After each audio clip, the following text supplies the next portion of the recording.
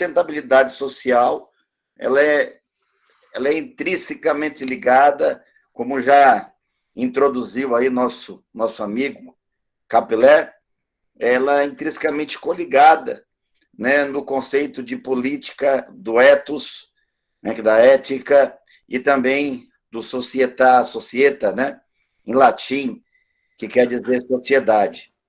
Então, gostaria de falar um pouquinho sobre sociedade e ética, e, a partir dali, entrar em sustentabilidade, que é o ponto alto, não é, da nossa discussão. Então, não vivemos isolados. Apesar de que todo grupo, não é, a partir de 2 ou 3, já temos ali uma noção de grupo que, se aumentado e avolumado, se transforma, né, num conjunto e pode ser também, é claro, considerado social ou um grupo social. Então, quando se fala em sociedade, se pensa em Estado, faz uma correlação política, né, liga-se logo ao conceito de governo e nação. Na verdade, não é. Na verdade, esse sistema sociedade ou social é uma rede, ele é diverso, ele tem características, tem peculiaridades que o diversificam, né? Ou seja, faz do nosso mundo esse mundo tão especial. Então, quando falamos, por exemplo, nessa sociedade, estamos falando numa sociedade que pode ser civil, pode ser indígena, ela pode ser uma sociedade empresarial, né? E pode ser, inclusive, uma sociedade anônima, como é o caso aí daqueles que frequentam, né, os controles de adicções. Mas a sociedade é um fenômeno extraordinário, porque a partir da sociedade é que se formam as tribos, né, os grupos, as cidades, e nessa coisa dos guetos, das cidades, eu poderia aqui fazer um trocadilho com a palavra felicidade, né, que vai direcionar e vai nos reportar diretamente a Aristóteles, a Sócrates e a Platão. Valores e virtudes que permitem a nossa convivência. Né? Então, a partir de uma associação amistosa, a partir de uma associação que se dê solidária, que se possa ter uma parceria, uma intenção companheira, podemos chamar isso de felicidade. Aristóteles, Sócrates e Platão tinham um conceito que a felicidade ela tem essa convivência, esse sentimento pleno, essa força energética que nos faz ou que manifesta alegria intensa.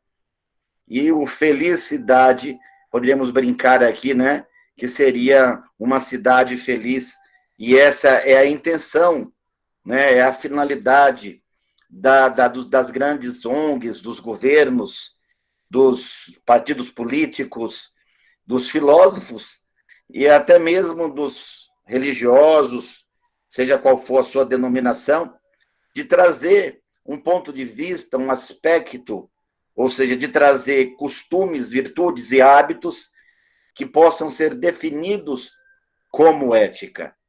Então, a ética, ela não é uma tabela onde o professor de ética memoriza, prega, não é? E acabada, ou seja, que pode ser bem definida. A ética, ela pode ter a sua lateralidade, pode ter a sua versão cultural, ela pode ser de tempos diferentes. Então, algo que, por exemplo, era ético há 100 anos atrás, hoje talvez não faça mais sentido. A gente vê isso aí nos costumes, e até mesmo hoje, coisas que se faz, de repente, no Rio Grande do Norte, não se faz no Rio Grande do Sul. Então, esse modelo busca, é claro, nesse trocadilho de felicidade, um conjunto apaziguador. Ou seja, a gente procura trazer um conjunto de ideias, ou seja, quais seriam os valores ideais, quais seriam as virtudes especiais, o que nos faria mais coesos, mais razoáveis, Ou seja, quando falamos em ética social, nós estamos falando em proporcionar um melhor modo de viver, uma adequação, ou seja, tentar fazer desse mundo algo diferente e especial. Não é? Quem é que não quer ter a oportunidade de sair a qualquer hora do dia e da noite, sem correr o risco, né, de ser assaltado, de ser sequestrado, não é? Ou, de repente, estar num lugar público e presencial, ou até mesmo ser assassinado, ou outros vários, né? Então, o interessante da ética é que quando a ética invade o direito do outro, né? Ou seja, quando o teu costume, que ética vem de caráter, que é o do português de Portugal, o caráter quer dizer características que vêm a formar personalidades, que vêm a formar um conjunto, um bolo, um formato que pode ser pessoal ou pode ser de um grupo social. Então, a partir do momento que ela começa a invadir, ela se transforma em lei. Ou seja, há uma precaução, há um formato onde se tenta coibir isso. E essa discussão ela não é nova, ela é anterior a Jesus Cristo, ela vem sendo feita desde que o mundo é mundo, e o que nós vamos tentar é falar um pouquinho, né? Porque, por exemplo, as formigas também vivem em sociedade, talvez de uma forma até mais intensa que nós, elas trabalham para uma ou duas formigas que dominam o formigueiro, assim também como a colmeia, todas elas vão ali em função da rainha, e a única diferença é que elas, tanto as formigas quanto as abelhas, já nascem sabendo, e nós não. Nós podemos mudar, nós podemos reprogramar, reformatar, ou seja, nós podemos repensar ao invés de apenas ter pensamentos. E é isso que fica gostoso na discussão da sustentabilidade. Então, entendendo a sociedade e a ética como uma coisa interrelacionada, como uma rede de grupos e situações, temos que respeitar a diversidade de cor, a diversidade sexual, a diversidade religiosa, a diversidade, enfim, em quaisquer áreas que a gente possa vir aqui a tocar, não é? Ou seja, respeitando as minorias, apesar de que, é claro, a democracia é feita pelo entendimento da maioria, porém sem desmerecer e sem deixar nada a desejar aos deficientes, né, e também a todos aqueles que precisam de cuidados diferenciados. Né?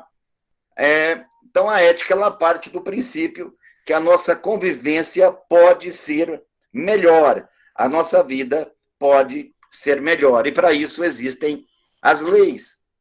Ou seja, será que já temos leis suficientes para que possamos viver de maneira tranquila, feliz?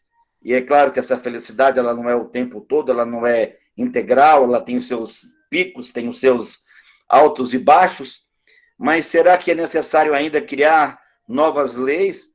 Será que temos que alterar, talvez modificar, talvez colocar um anexo em algumas delas para que a sociedade funcione, para que a desigualdade seja diminuída, para que as coisas possam acontecer, para que todos possam participar da cidadania, para que todos possam ter educação, saúde, né, para que todos possam ter acesso ao trabalho, acesso ao treinamento, acesso ao lazer, acesso a tudo aquilo que há de bom no mundo, né?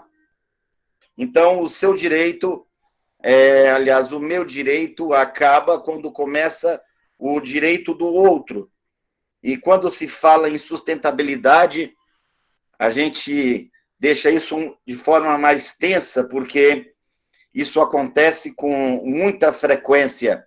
Então, quando as pessoas passam a não ter ou viver num modelo ético, social, ela se torna uma pessoa insensível, ela se torna uma pessoa inconveniente, ela atrapalha, ela forma inclusive clãs e outros grupos que vêm a causar danos algumas das vezes até irreversíveis. Está aí, né, o caso, por exemplo, do corona, onde uma pessoa contaminada pode contaminar quantas outras apenas saindo de sua casa e se aglomerando em outros lugares, sem se preocupar com os outros e apenas com o seu pessoal. Ou seja, então, quando você perde a ética, nós podemos dizer que deixamos o mundo insustentável, ou seja, a sociedade perde o seu sentido de convivência, se torna algo desconfortável, de maneira que alguns até precisam mudar de endereço, mudar de bairro, mudar de cidade. Então, quando o indivíduo ele perde a vergonha, não é? Então é um conceito que também está correlacionado ao pensamento de Aristóteles. Quando ele perde a vergonha, ou seja, quando ele se torna um sem vergonha, ou seja, já não está mais preocupado com o outro, com o problema do outro, ele é capaz de deixar onde convive insustentável, que é sobre o que queremos falar, sobre essa sustentabilidade. Então, uma vez que o indivíduo perde a vergonha, ele se torna um canalha, de acordo com o conceito do próprio dicionário. O canalha, o sem vergonha, é aquele insensível, é aquele que perdeu o senso, né, do que é justo, do que é útil e do que é de direito. A partir do momento que isso se desvincula, quando chega-se ao estado de crime, quando é identificado, quando é levado aos tribunais, à procuradoria, né, à promotoria, é possível que se corrija. Mas quando isso não acontece, e como já aconteceu tantas vezes, acaba ficando realmente muito ruim, muito complicado viver. Então, já falamos bastante aqui de sociedade ética, e esse é um tema que não é um tema para uma hora, é um tema que daria para, se relacionando com outras pessoas, se fosse um debate aberto, levar dias, assim como faziam os filósofos no meio das praças. Né? Então, as escolas aconteciam ao ar livre.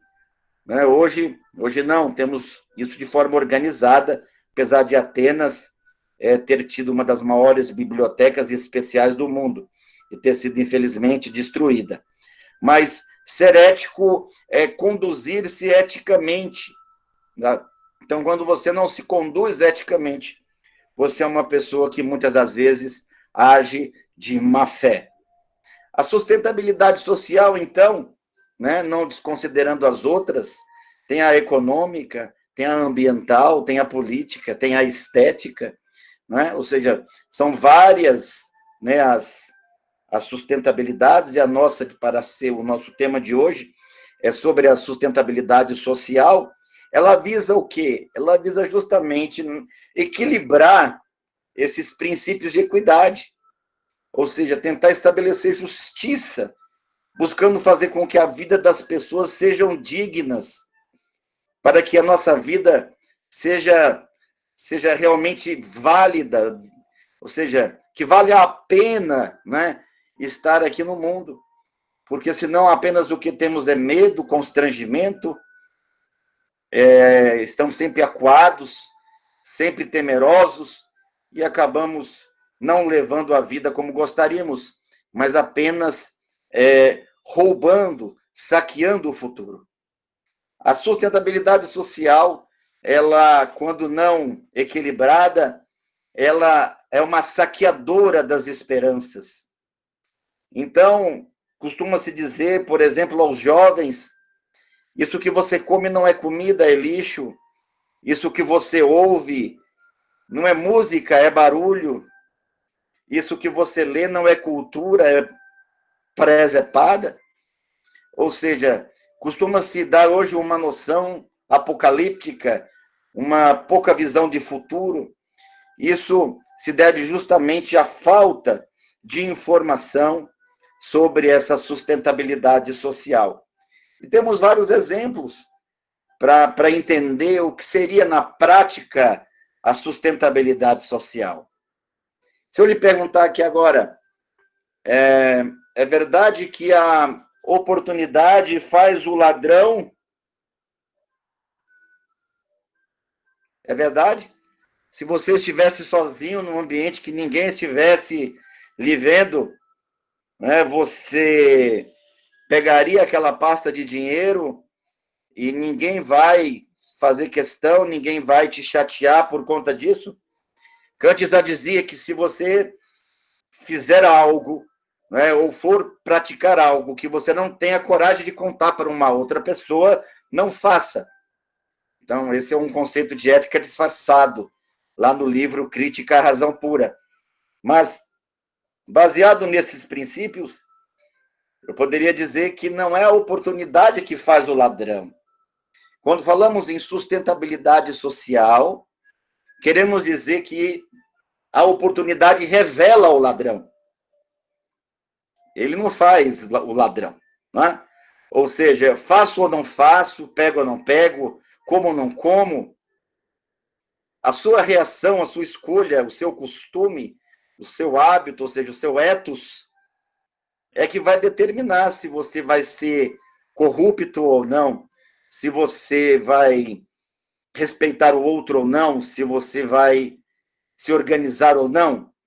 Então, nós podemos citar aqui um caso famoso de uma maratona clássica que aconteceu em 2012, onde o queniano Abel Mutai vinha tendo uma larga margem de vantagem sobre todos os outros corredores, de maneira que já vendo a faixa da chegada, relaxa, né? E já meio quase que querendo estender as mãos, já ganhei, né? Porque sabia que estava em grande vantagem, não percebia que atrás dele, Fernandes, um espanhol, poderia ultrapassar naqueles últimos segundos e ser o campeão da prova. Mas Fernandes empurra nas costas do queniano, ajuda o queniano a empurrar a faixa de chegada, fazendo com que o queniano realmente assuma aquilo que já lhe era de direito, ganhar, subir ao pódio. E quando termina essa corrida, entrevistam o espanhol e questionam a ele: por que você fez isso? Tendo a oportunidade de apenas indo à direita ou à esquerda, ultrapassar e ser o primeiro lugar, ganhar o troféu, subir no pódio.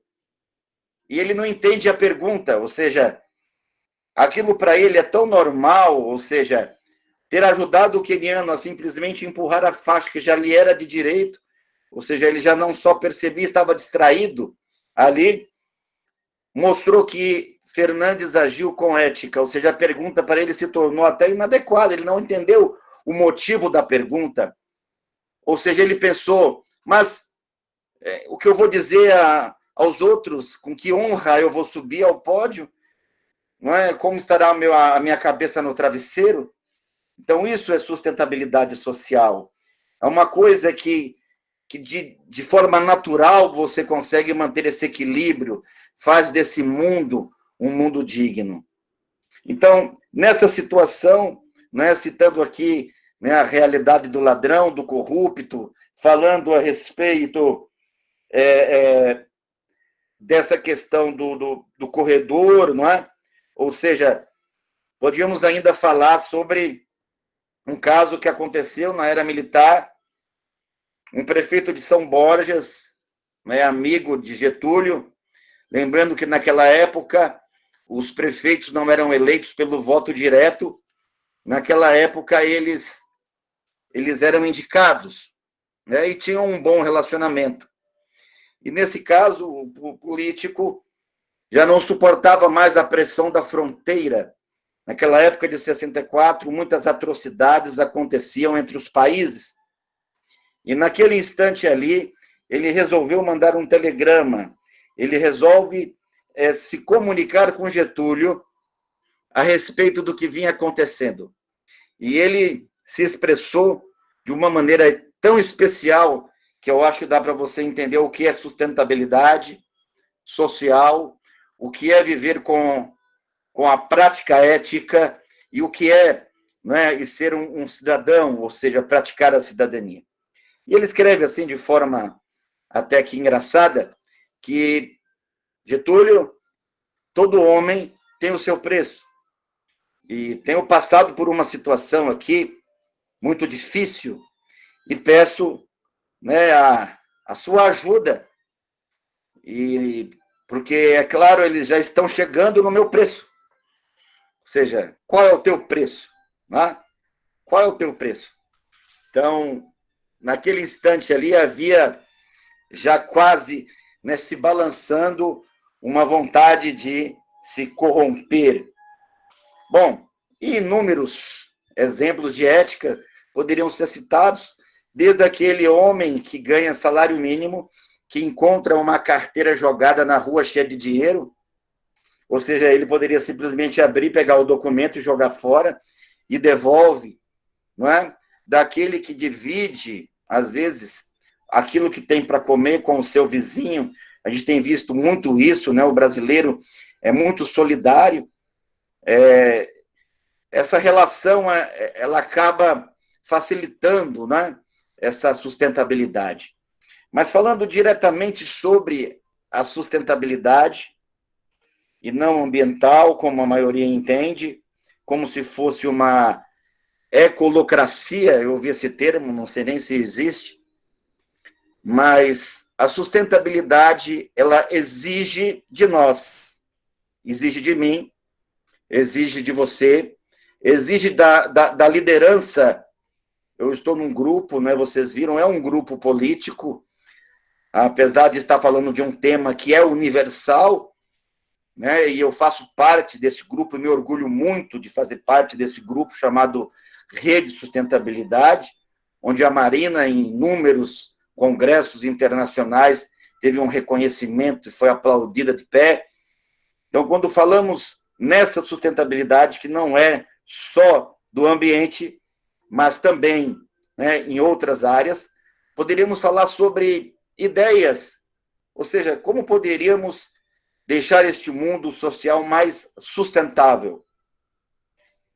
Então, pensa um pouquinho, reflita, coloca aí, joga aí nas mensagens, já que faremos isso depois, né, mas o que poderia, né, melhorar a sustentabilidade.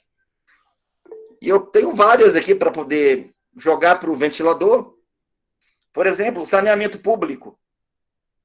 Como um grupo social vai viver sem saneamento público? Então, é um item que envolve a sustentabilidade social. A internet hoje, que é tão usada, né? Então, na pandemia, os alunos precisam da internet, por exemplo, em casa. E será que todos estão tendo acesso à internet? Porque celular nós sabemos que quase todos têm. Até que ponto esse aluno está sendo ético, né, em usar a internet para estudar? Eu estou aqui até meio com o tom, na minha face irônica, né, mostrando assim, uma certa dúvida, porque às vezes os alunos não estudam direito nem na escola, quanto mais, né, fora dela, ou sozinho, numa internet que você não consegue usar. Eu dou aulas pelo Skype, muitos que são meus alunos estão aqui hoje presentes, então sei que às vezes até mesmo com 240 megas, que é a minha aqui, que eu estou usando nesse momento com vocês, tem dia que eu não consigo dar aula. Às vezes por 3, 4 horas eu fico sem internet. Imagine aquele que está nas periferias, nos lugares mais afastados, ou talvez mesmo aqui do lado, sei lá, eu moro em Sobradinho, não tenha pessoas podendo estudar, acessar ao conhecimento escolar, como um outro da rede privada.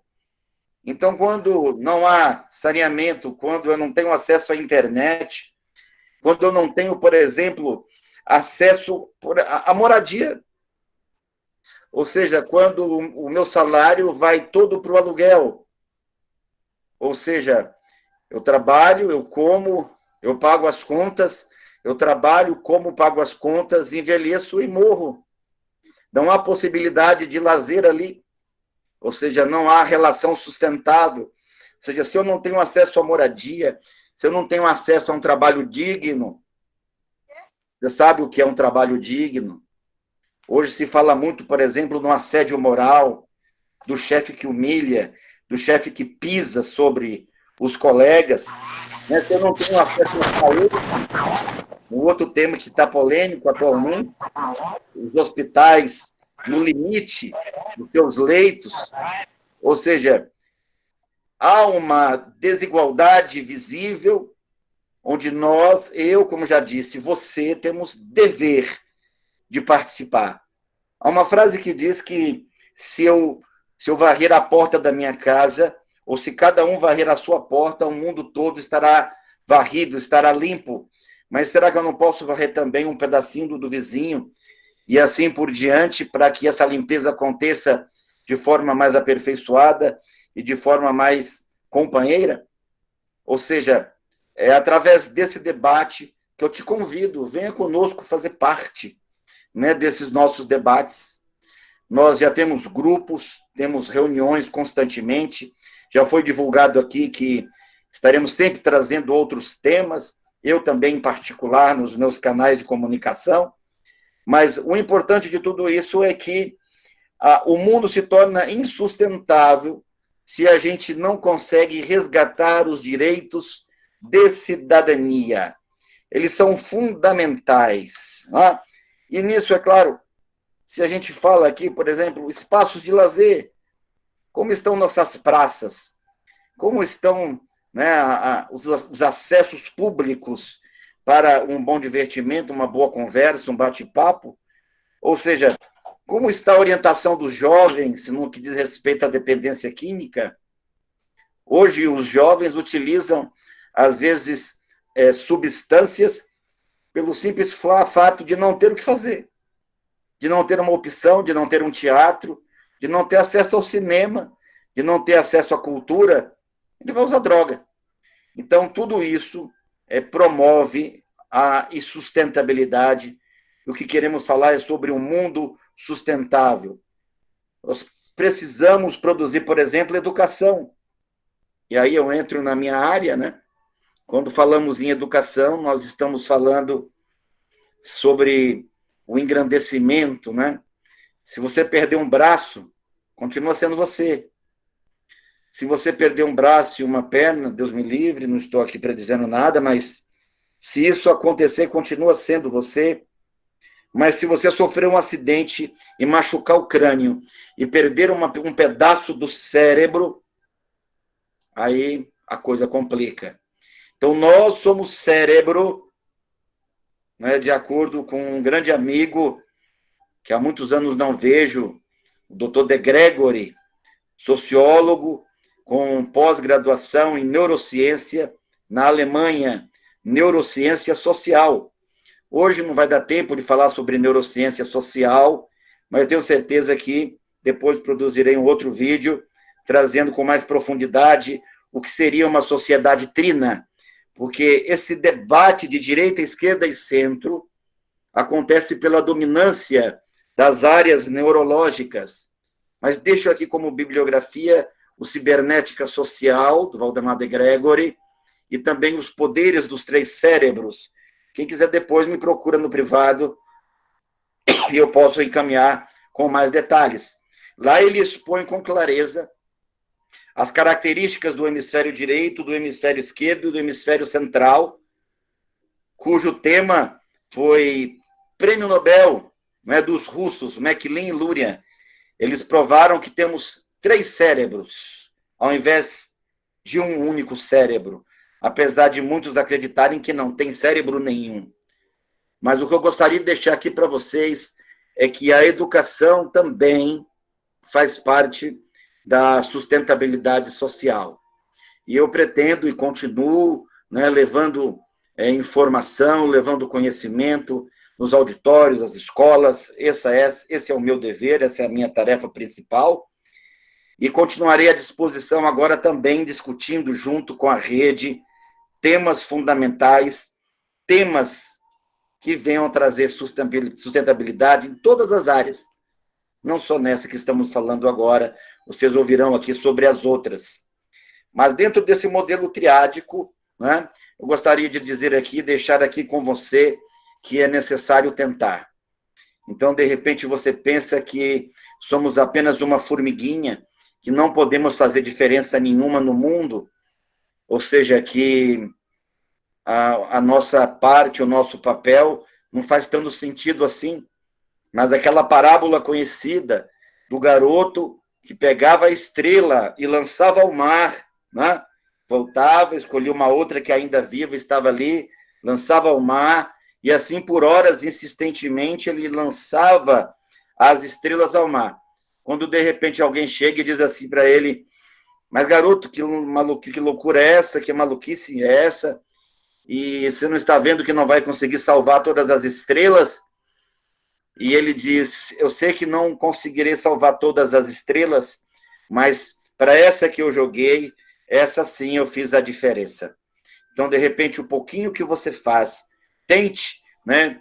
Vamos fazer algo diferente, vamos começar a debater isso. Eu gostaria de fechar nossa discussão, essa nossa conversa, com Shakespeare. E eu gosto de citar Shakespeare porque, geralmente, um homem comum, como eu, por exemplo, se você contar toda essa fala, nós não teremos aqui mais de 2.000 palavras diferentes.